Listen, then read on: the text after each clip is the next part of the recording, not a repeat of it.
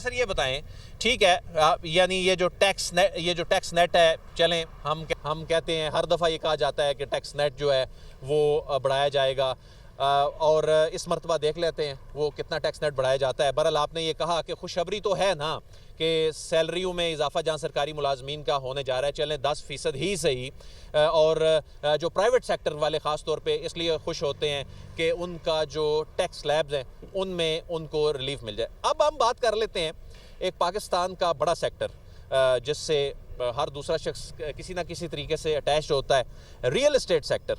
उसके हवाले से एक टास्क फोर्स बनाई गई, उसने अपनी रिपोर्ट्स भी तैयार की, उसमें बहुत सी प्रपोजल्स हैं, उसमें जो फेडरल एक्साइज ड्यूटी जहां ख़त्म करने की बात होती है, फिर वो दूसरी जानब कैपिटल गेन टैक्स में इजाफा जो है उसकी तजावीज़ आ गई हैं बीच में।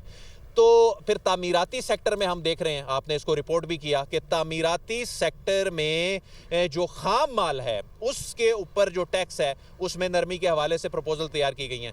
तामीराती सेक्टर को क्या मिलने जा रहा है इस बजट में? अच्छा, ये जो आपने बात की है ना कैपिटल गेन टैक्स की और फेडरल एक्साइज ड्यूटी की, इसको ना अंडरस्टैंड करने की ज़रूरत है।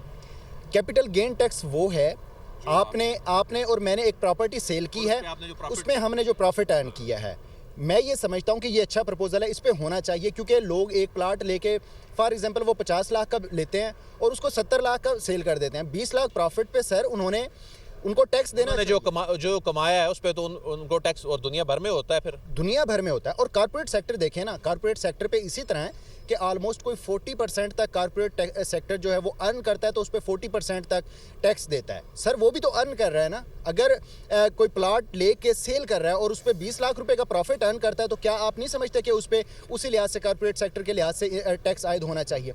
ये ज़रूर है।